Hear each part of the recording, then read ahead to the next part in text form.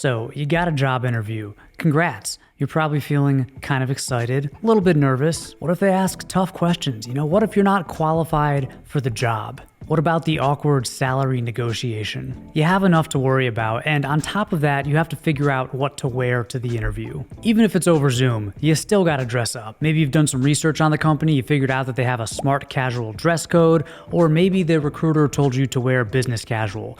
But what do those things even mean these days? Should you just wear a suit and tie? I get it, job interview attire can be confusing, but in this video, I'm gonna clear it all up. Specifically, we'll go over 3 things. First, I'm gonna tell you the most important thing to keep in mind when getting dressed for a job interview or any professional setting. Then I'm gonna give you 3 outfit examples that you can just copy. And finally, we'll go into each office dress code like smart casual and business casual and decipher them, figure out what they really mean in 2023. Before we get into it, huge thank you to today's sponsor, Nomos Glashütte. I have been wearing a Nomos watch, the Minimatique, every day for a few months now, and it's quickly become my favorite watch. Even before owning it, I've always been a fan of the Nomos aesthetic. It's this clean kind of Bauhaus design.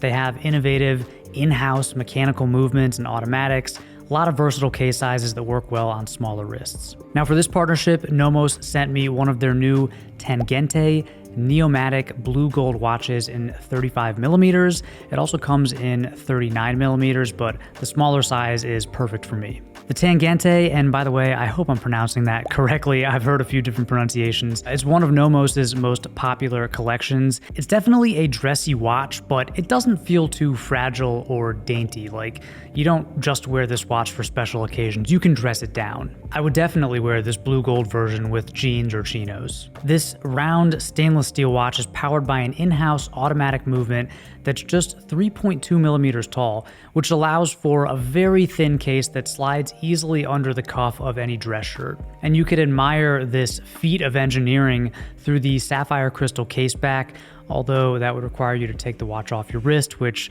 I'm telling you, you're not going to want to do. But the most striking part of this watch is the dial. It's this deep, warm, sunburst blue that kind of changes depending on what sort of lighting you're in. The rhodium-plated hands and highly legible silver numerals look perfect against the blue dial. There's also a sub-dial for seconds, and the word Neomatic or Neomatique appears in gold under the Nomos wordmark. And it's very Nomos to add a little splash of color on their dial just to give it a little bit of extra playfulness. Now, this watch comes on a shell cordovan strap from the legendary Horween Tannery in Chicago. You can also get it on a silver bracelet for a more casual, sporty look, but let me tell you, the cordovan is very comfortable and it breaks in really nicely. I think this is a great everyday watch. It's perfect if you work in like a smart casual or a business casual office, but it's easy to dress down. And yeah, you can wear it with the suit, you can wear it with the tuxedo, so it kind of does it all. Anyway, I could go on all day about Nomos and the Tangente in blue gold, but if you want more images and more details about this watch, head over to Nomos' website. I'll link to it down below in the description, or you can just Google it. Huge thank you to Nomos for supporting the channel by sponsoring this video.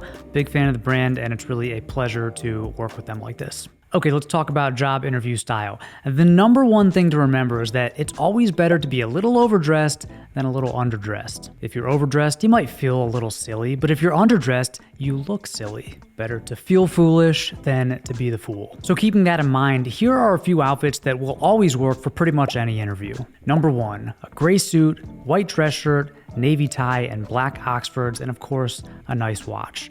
This is a great outfit for especially younger guys who want to look a little bit more mature. You could also take this outfit but make it a navy suit, which is good for older guys who want to look a little younger because blue does that. Swap the black dress shoes for dark brown or burgundy, swap the navy tie for burgundy, and keep the watch.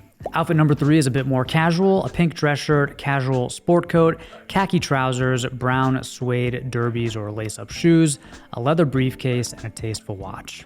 This is a great option when you don't want to suit up. And then finally, you could swap the jacket for a sweater, swap that dress shirt for like an Oxford button-up tucked in, keep everything else the same, and you've got yourself a casual outfit that's going to work for any casual or smart casual job interview. And this is as casual as I would go. But of course, your interview attire depends on the dress code, so let's break down these professional dress codes and figure out what they actually mean.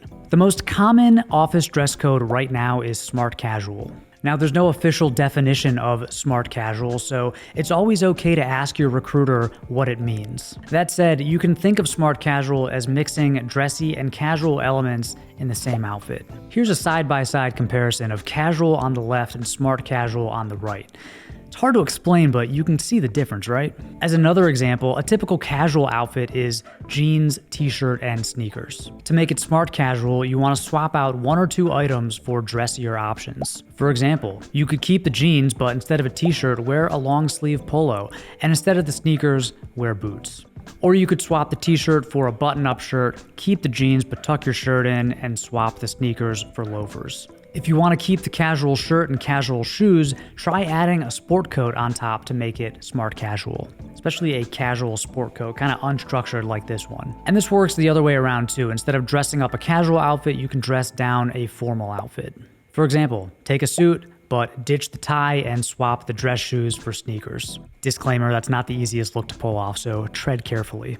Or ditch the jacket altogether and swap the dress shirt for a refined sweater like a merino turtleneck. Of course, keep in mind the temperature. You're likely to feel a little too hot during a job interview, so if you run hot, maybe don't wear a turtleneck or a wool sweater. So that's smart casual, but what about business casual? This dress code is still super common in the workplace, but it doesn't mean what it used to, so let's break it down. Business casual used to mean that you had to wear a jacket over a dress shirt, but no tie. Nowadays, it's much more relaxed. Most business casual offices expect you to wear a button-up shirt tucked in, but no jacket or tie. Jeans and sneakers are not business casual, except for maybe on casual Fridays. Of course, if you're interviewing for a job on Friday, don't follow casual Fridays, okay? Just dress like it's a Monday. Now, if you have a job interview and you're kind of on the fence about whether or not to wear a jacket, I say go for it. Again, totally fine to be just a little bit overdressed, but you don't want to be underdressed during a job interview. So when in doubt, wear the jacket.